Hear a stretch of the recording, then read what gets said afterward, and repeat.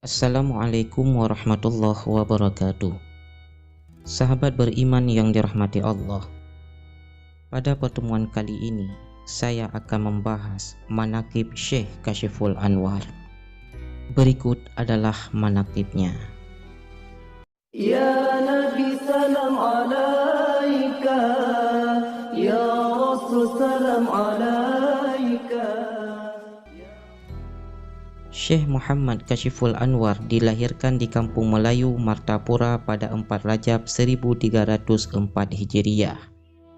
Beliau anak dari Haji Ismail dan Hajjah Maryam, pasangan yang serasi lagi takwa.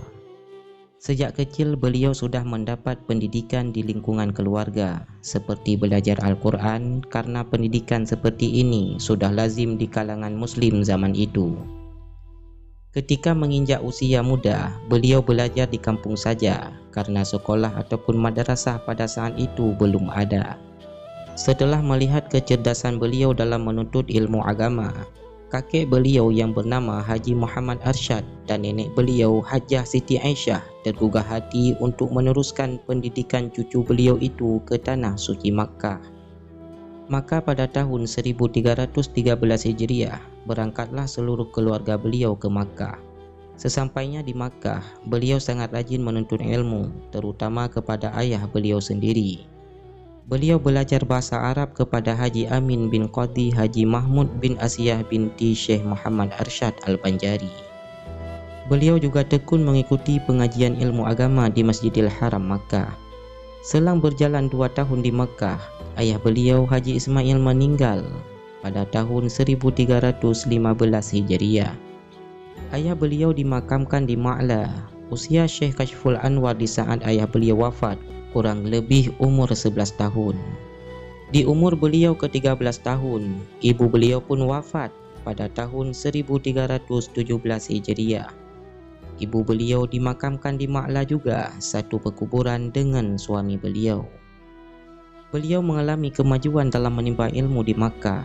Tentu kakek dan nenek beliau bangga karena Syekh Kashiful Anwar sudah menjadi pemuda yang berilmu tinggi dan berakhlak mulia. Setelah 17 tahun belajar ilmu di Makkah, akhirnya beliau pulang di tanah air pada tahun 1330 Hijriah. Setelah tiba di tanah air, beliau dikawinkan oleh kakek dan nenek beliau dengan wanita yang bernama Halimah bin Ja'far pada tahun 1330 Hijriah di usia 26 tahun. Setelah menerapkan ilmu selama 20 tahun di Kalimantan Selatan, Syekh Kashiful Anwar pada tahun 1930 kembali ke Makkah bersama anak istri dan 2 keponakan beliau. 2 keponakan beliau itu adalah Syekh Anang Sya'rani dan Tuan Guru Bangil. Keberangkatan beliau ke Makkah kali ini untuk belajar dan mengajar di Masjidil Haram dan mendidik anak serta 2 keponakan beliau.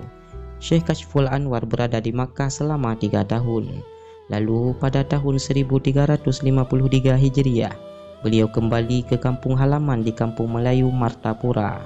Sedangkan 2 keponakan beliau tetap meneruskan pendidikan di tanah suci Makkah. Sekembalinya dari Makkah, Syekh Kashiful Anwar diminta masyarakat membuka majelis ilmu di rumah beliau sendiri. Lalu pada tahun 1922 Masehi, beliau tampil memimpin Madrasah Darussalam periode ketiga. Selama memimpin, Syekh Kashiful Anwar banyak melakukan perubahan dan kemajuan. Dalam mengajar, beliau menggunakan beberapa metode, di antaranya metode ceramah dan tanya jawab. Sedangkan pengajaran bahasa menggunakan metode Asy-Syahid. Pembaruan sistem pendidikan yang beliau terapkan menimbulkan tuntutan adanya kitab dan buku-buku pelajaran. Sebagai ulama yang berkarisma dan ulet, Syekh Kashiful Anwar mampu mempersiapkan kader penerus kepemimpinan Pondok Pesantren Darussalam Martapura. Di antaranya adalah Kiai Haji Abdul Qadir Hasan, Kiai Haji Anang Sya'rani, Kiai Haji Salim Ma'ruf, Kiai Haji Badruddin, Kiai Haji Abdus Syukur. Syekh Kashiful Anwar Martapura memiliki kepribadian yang sangat sederhana dengan perawakan yang sedang, tinggi badan 155 cm dan berkulit sawo matang dan agak sedikit kehitaman. Badan beliau tegak dan sikap penuh keagungan, berbicara cukup jelas dan terang dengan suaranya yang berwibawa. Keadaan ekonomi keluarga beliau termasuk orang yang berkecupan dari hasil berdagang emas dan intan. Selain itu, beliau juga memiliki sawah yang luas dan kebun karet yang dikerjakan orang lain. Demikianlah kehidupan seorang alimul jalil, ulama besar Martapura yang memegang teguh disiplin ilmu dan kemasyarakatan. Ilmu dan amal baginya jalan untuk meningkatkan ketakwaan. Harta tak boleh memperbudaknya, tetapi hartalah yang harus menjadi budaknya untuk menunjang segala amal kita ke jalan Allah dan tetap tersenyum walaupun hidup dalam kesederhanaan.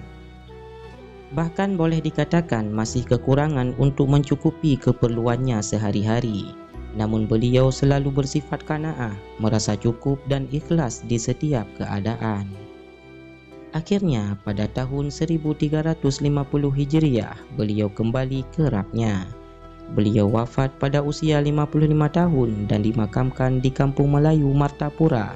Beliau wafat di tanggal yang sama dengan Datuk Kalampayan, yakni Syekh Muhammad Arsyad Al-Banjari, sama-sama pada bulan Syawal. Semoga beliau ditempatkan di sisi Allah Ta'ala. Wabillahi taufiq wal hidayah. Wassalamualaikum warahmatullahi wabarakatuh.